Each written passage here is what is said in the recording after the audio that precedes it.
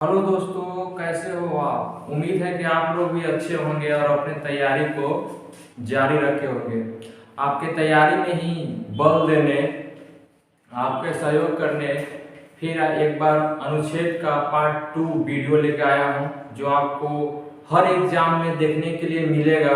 इस टॉपिक से क्वेश्चन और भर भर के आता है क्वेश्चन। कोई भी एग्जाम एसएससी, रेलवे, बैंक कुछ भी हो, सब में यह अनुच्छेद जो है एक या दो क्वेश्चन पूछता ही पूछता है। तो आज उसी का बारे में चर्चा करेंगे। इम्पोर्टेंट अनुच्छेद, उसी के बारे में आज चर्चा करेंगे। तो चलिए चलते हैं। और हाँ, वीडियो को पूरा देखिएगा तब समझ में आएगा। अगर थोड़ा सा देख के और छोड़ दीजिएगा तब समझ में नहीं आएगा। ये चलते वीडियो को पूरा देखा कीजिए, तब आपको समझ में आएगा कि ना सही है, वीडियो में कुछ मिल रहा है हमको सीखने के लिए। तो चलिए चलते हैं, वीडियो स्टार्ट करते हैं। और आप लोग इस चैनल को सब्सक्राइब कर दीजिए। चलिए चलते हैं। देखिए, संविधान में हम लोग पिछले वीडियो में, पिछले क्लास में हम लोग 21 के क तक आ गए थे। कितना तक आ गए थे? 21 के क तक आ गए थे, जिसमें कहा गया था कि 6 से 14 वर्ष तक के बच्चों को निःशुल्क शिक्षा पाने का अधिकार था। आज हम उसके आगे से चलते हैं। जो भी वो पहला वीडियो नहीं देखे हैं तो हमारे चैनल पर जाकर उस वीडियो को देख सकते हैं। तो चलिए चलते हैं। आज का 21 तक हो गया था। अब चलते हैं अनुच्छेद 22। अनुच्छेद 22 में जो है कहा गया है निवारक निरोध। तो निवारक निरोध होता क्या है, सब तो याद कर लेते हैं। निवारक निरोध होता क्या है? तो इसमें कहा गया है कि अगर व्यक्ति को गिरफ्तार कर लिया जाए तो उस गिरफ्तारी का कारण बताना होगा। अगर आपको पुलिस पकड़ने आता है कुछ भी केस में, तो उस पुलिस को, उस अधिकारी को आप बताना होगा आपको किस कारण आपको पकड़ा है। और दूसरा बात कि जब पकड़ के ले जाता है तो 24 घंटा के अंदर उसको कोर्ट में पेश करने का अधिकार है। अगर 24 घंटा के अंदर नहीं किया, अगर 25 घंटा, 26 घंटा, 48 घंटा में किया, तो उस पर भी कानूनी कार्रवाई हो सकता है, अधिकारी पर भी।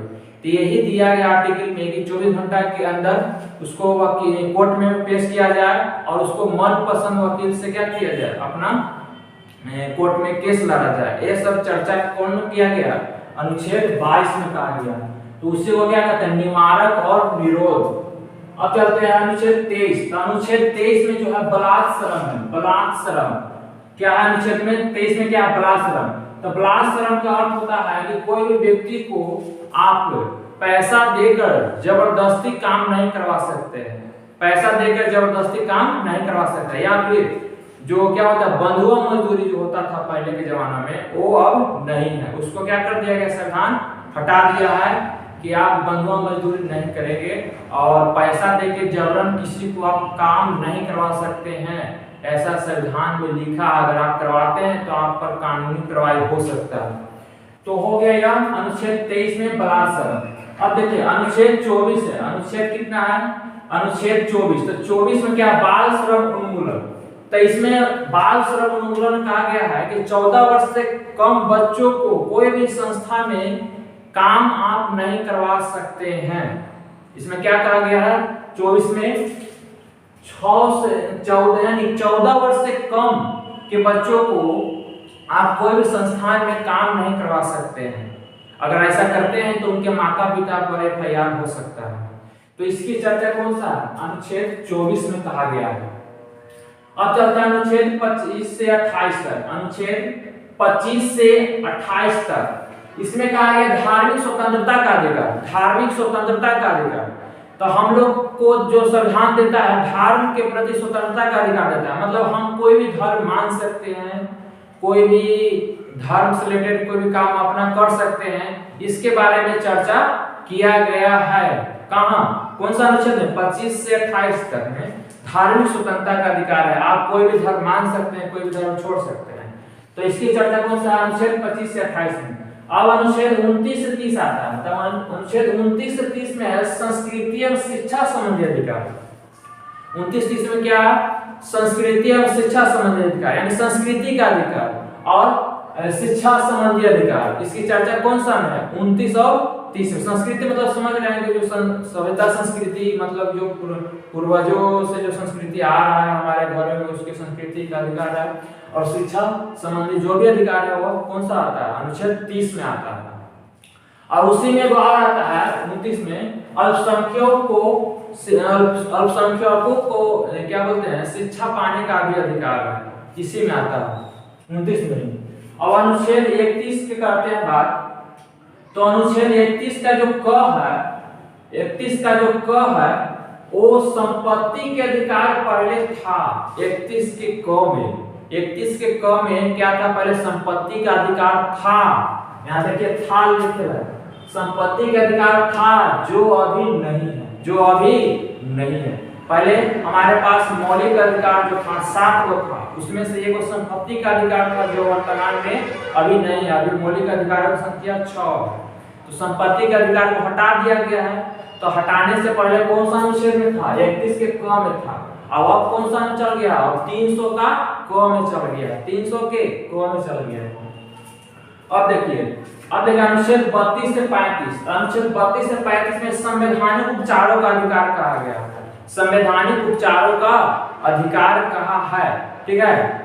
कौन सा अनुच्छेद में? 32 से 35। और अनुच्छेद 32 को भीमराव अम्बेडकर ने कहा था संविधान की आत्मा कहा था, संविधान की आत्मा कहा था। तो बहुत ही इंपॉर्टेंट है अनुच्छेद, इसको याद कर लीजिएगा एकदम कंफर्म कि अनुच्छेद 32 जो है संवैधानिक उपचारों का अधिकार है, अनुच्छेद 32 से 35। आगे चलते हैं अनुच्छेद 36 से 51। तो अनुच्छेद 36 से 51 राज्यों के नीति निर्देशक तत्व, राज्यों के क्या है? नीति निर्देशक तत्व की चर्चा किया गया है। कौन सा अनुच्छेद में? 36 से 51। 36 से 51 यानी राज्यों के नीति मतलब कानून, मतलब राज्यों के कानून के बारे में चर्चा किया गया है। अब देखिए अनुच्छेद 39 के क कहते हैं, क्या कहता है? 39 के जो क है, समान कार्य के लिए समान वेतन, समान कार्य के लिए समान वेतन। अक्सर ये चर्चा में रहता है, जो टीचर लोग करते हैं, कहते हैं कि हम भी तो वही पढ़ा रहे हैं जो पढ़ा रहा है, तो सबका पेमेंट अलग अलग क्यों, हमको भी समान दीजिए। तो यह अनुच्छेद कौन सा? अनुच्छेद 39 के क के थ्रू ही बोलता है कि समान कार्य के लिए समान वेतन। वो सरकार से मांग करता है कि हमको संविधान में अधिकार दिया गया है कि समान कार्य करने के लिए समान वेतन। यही चलते है इस अनुच्छेद का उपयोग करके क्या करता है? टीचर लोग मांग करता है। तो उसकी चर्चा कौन सा? अनुच्छेद 39 का क में है। अनुच्छेद 39 का क में क्या है? समान कार्य के लिए समान वेतन। अब चलते हैं अनुच्छेद 40। अनुच्छेद 40 में जो है ग्राम पंचायत की चर्चा किया गया है। अनुच्छेद कितना है? 40 में क्या है? ग्राम पंचायत की चर्चा है। तो आप लोग समझ रहे हो ग्राम पंचायत मतलब ये सब। चलिए अनुच्छेद 41 जो है, कुछ दशाओं में काम, शिक्षा और लोक सहायता पाने का अधिकार है। मतलब कुछ दशा, कुछ सिचुएशन में सरकार से हम काम, शिक्षा और लोक सहायता क्या कर सकते हैं? पा सकते हैं। इसकी चर्चा कौन सा अनुच्छेद में है? 41 में है। कौन सा अनुच्छेद? 41 में। अब चलते हैं अनुच्छेद 44। अनुच्छेद 44 जो है, नागरिकों के लिए समान सिविल संहिता की चर्चा किया गया है। क्या किया गया है? समान सिविल संहिता। कौन सा अनुच्छेद में? नागरिकों के लिए एक समान सिविल संहिता। कौन सा अनुच्छेद में? 44 में। कौन सा अनुच्छेद में? 44 में। अब देखिए अनुच्छेद 45 की बात करें तो 6 से 14 वर्ष तक के बच्चों को निःशुल्क शिक्षा राज्य सरकार देगा। कौन देगा? राज्य सरकार देगा। कौन सा अनुच्छेद में? 45 में। कौन सा अनुच्छेद में? 45 में 6 से 14 वर्ष तक के बच्चों को निःशुल्क शिक्षा कौन देगा? राज्य सरकार देगा। इसकी चर्चा कौन सा अनुच्छेद में किया गया है? 45 में। इससे पहले भी हम किए थे कि 21 का जो क था, 21 का क वो भी क्या है? शिक्षा संबंधी अधिकार, मतलब 14 वर्ष से कम के बच्चों को शिक्षा पाने का अधिकार है। कौन सा? 21 में भी है, क में भी है और 45 में भी है। अब चलते हैं अनुच्छेद 48। अनुच्छेद 48 जो है कृषि एवं पशुपालन का संगठन करता है। क्या करता है? कृषि एवं पशुपालन जो संगठन बनाता है, उसकी चर्चा कौन सा अनुच्छेद में है? 48 में है। कौन सा अनुच्छेद? 48। अब चलते हैं अनुच्छेद 49 में। तो अनुच्छेद 49 जो कहता है राष्ट्रीय महत्व के स्मारकों, स्थानों वस्तुओं का संरक्षण। जो भी हमारे राष्ट्रीय महत्व की जो मतलब राष्ट्रीय धरोहर है, जैसे कोई भी, जैसे लाल किला हो, ताजमहल हो, हमारे संसद भवन हो, ये सब क्या है, राष्ट्रीय स्तर का स्मारक है। तो उसको जो संरक्षण की व्यवस्था किया गया है, कौन सा अनुच्छेद में, तो अनुच्छेद कौन सा है, अनुच्छेद 49 है। कौन सा अनुच्छेद है, नहीं 49 है। अब चलते आगे, अब देखिए अनुच्छेद 50। अनुच्छेद 50 जो है, कार्यपालिका को न्यायपालिका से पृथकीकरण। कार्यपालिका एवं न्यायपालिका का क्या कर दिया गया, पृथकीकरण किया गया है। कार्यपालिका किसको कहते हैं, मंत्री लोग जो होता है कार्यपालिका, और न्यायपालिका जो होता है क्या होता है, जो कोर्ट में बैठता है, जैसे सुप्रीम कोर्ट हो गया, हाई कोर्ट हो गया, डिस्ट्रिक्ट कोर्ट, ये सब क्या है, न्यायपालिका है।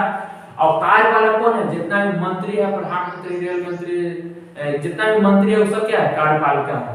तो दोनों का जो पृथकीकरण की चर्चा किया गया वो क्या है, अनुच्छेद 50 में किया गया। अब चलता है अनुच्छेद 51। तो अनुच्छेद जो 51 है, अंतर्राष्ट्रीय शांति एवं सुरक्षा की अभिवृद्धि करता है। अंतर्राष्ट्रीय शांति एवं सुरक्षा की अभिवृद्धि करता है, मतलब अंतर्राष्ट्रीय शांति एवं सुरक्षा के लिए क्या करता है, हमारे संविधान के 51 जो है क्या करता है, अभिवृद्धि करता है। मतलब कोई भी देश अगर लड़ रहा है, विदेशों में लड़ाई हो रहा है, तो हमारे संविधान के 51 जो होता है कहता है कि हम अंतर्राष्ट्रीय जो शांति है हम कायम रखेंगे, सुरक्षा रखेंगे। इसके लिए क्या करता है, बढ़ावा करता है। कौन सा अनुच्छेद 51, ठीक है, कौन सा अनुच्छेद 51। और अनुच्छेद 51 का जो क है, 51 का जो क है, 51 का जो क है, इसका चर्चा क्या है, मौलिक कर्तव्य की चर्चा किया गया। क्या किया गया है, मौलिक कर्तव्यों की चर्चा कौन सा अनुच्छेद में, मौलिक कर्तव्यों की चर्चा कौन सा अनुच्छेद में, 51 की क में किया गया, जो बहुत ही इंपॉर्टेंट है, हर बार एग्जाम में पूछ देता है। अब चलते हैं, मौलिक कर्तव्य कितना है, 11 गो, याद रखिएगा, मौलिक कर्तव्य कितना है, 11 गो। अब चलते हैं अनुच्छेद 52। अनुच्छेद 52 जो राष्ट्रपति की चर्चा है, इसमें कहा गया है कि हमारे देश में एक राष्ट्रपति होगा। जो अनुच्छेद 52 के तहत क्या कहा गया है कि हमारे देश में एगो राष्ट्रपति होगा। अब चलते हैं आगे, अनुच्छेद 53। अनुच्छेद जो 53 है, उसमें कहा गया है कि संघ की कार्यपालिका शक्ति केकरा में होगा, राष्ट्रपति में होगा। केकरा में होगा, राष्ट्रपति में होगा। किसकी शक्ति, संघ की, मतलब पूरे कैबिनेट की जो शक्ति है, कार्यपालिका शक्ति है, वो किस में रहेगा, राष्ट्रपति में रहेगा। और इसी में गाँव कहा गया है कि तीनों सेनाओं का जो प्रमुख होता है, तीनों सेनाओं का जो प्रमुख होता है, तीनों सेनाओं का जो प्रमुख होता है कौन होता है, राष्ट्रपति होता है। कौन सा अनुच्छेद में कहा गया, 53 में कहा गया।